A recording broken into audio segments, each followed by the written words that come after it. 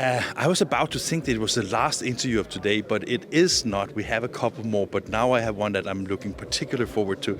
Thomas List, Dr. Thomas List from BHS. You are the CFO of BHS, right? Yes, this is right. Hey, thank you. Thank you for having me.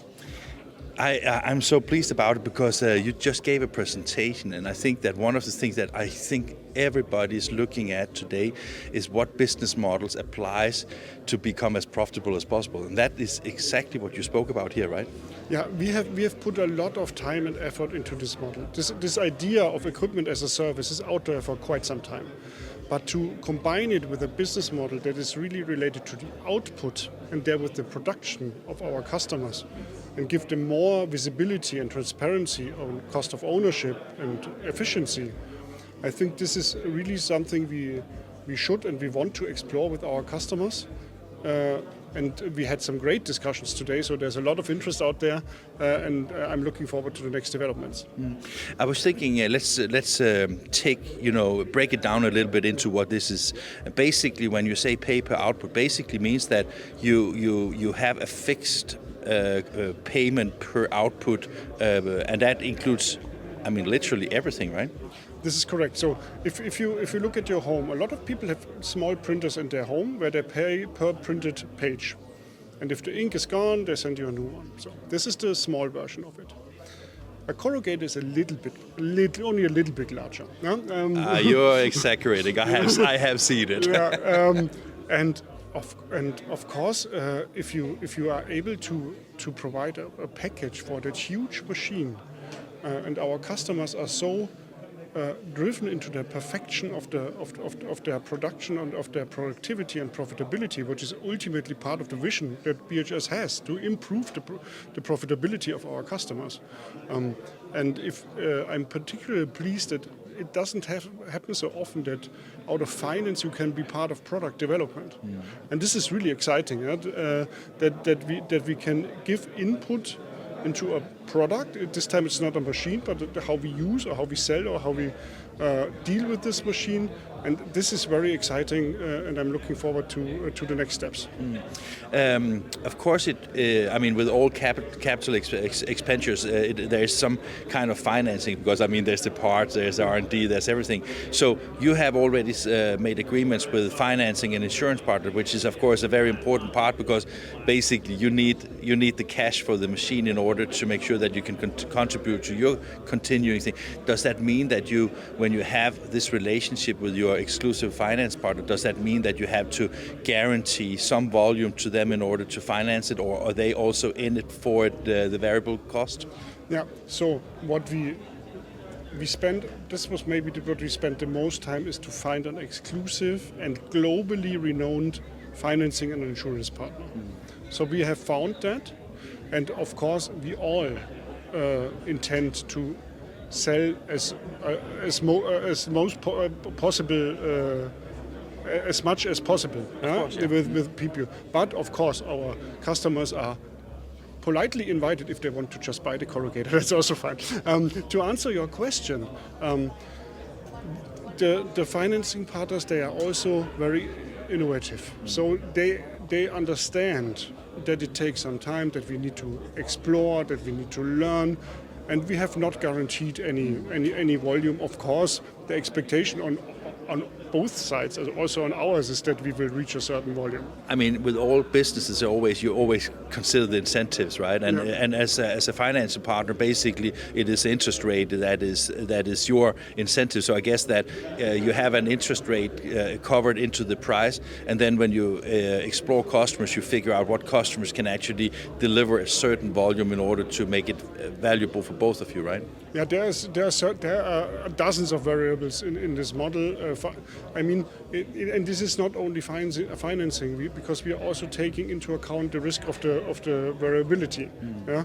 So there are a couple of components. For the finance partners, is also interesting because for them their business is not so easy these days. So they also always look for new ways, new asset classes, new things they can explore, and they have own departments for that, so this is not the classic bank business, and so we are working together very well. One thing that is, of course, particularly interesting because it is, I wouldn't say it's like a operational leasing, but it is a part of a kind of operational leasing setup. So basically, one of the advantages that the finance partner has is the high reputation of BSH both as a company, but also the residual value of the equipment is quite interesting, even when it has been on the market for 5-10 years, right? Does that play a role also in how much they charge for the service they offer? Of course, they also have dozens of variables, and our corrugators are very good machines, and you can run them for a long time. So, of course, the reliability of our equipment has an influence on that. You mentioned also in your presentation that, of course, it doesn't influence the converters or the printing company's balance sheet, because, of course, if it's owned by the finance partner, then it will not influence. That is in times where I wouldn't say that I think that your part of the industry, or the BHS part of the industry, is better off than some of the commercial side of the printing side. But it must be a fantastic asset to have the latest and the newest equipment without negatively influencing your balance sheet. Is that also a KPI when you go and sell this? Yes, of course. So there are two aspects of it. A is if it's not on the balance sheet, then your equity ratio is higher. If you have a return on total capital is higher because total capital is lower, and the customers have also an advantage in cash flow because they pay for freight and installation, and everything else they pay in produced volume. And if they produce volume, then they have orders, and so they have this is what I call the safety cushion. If they have a month where they only have 80%, then they pay 80%.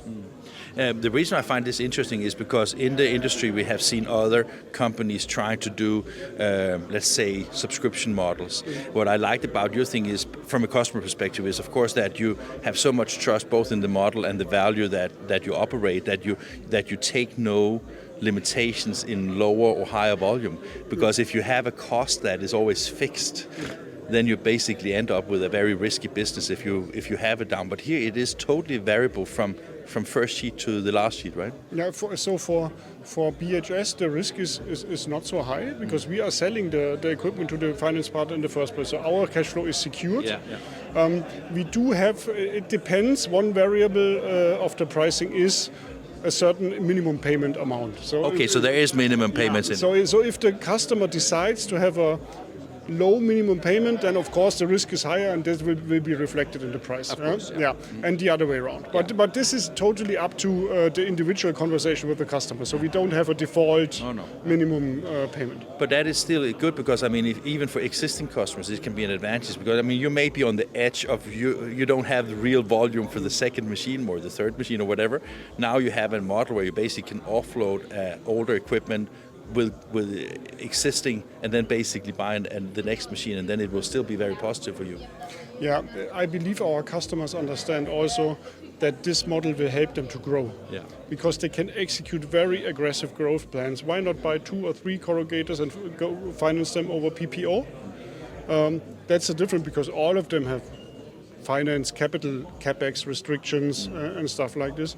And if you can put all into a variable box, let's say, this is, and if you are successful, and also the model enables you also to have a ramp-up phase because in the first year you usually produce not that much. So we also believe that this will accelerate growth plans of our customers, also in times that are a little bit more difficult, like in the moment. Do you have identified certain type of customers, or is this basically a product for all customers? It is basically a product for all customers.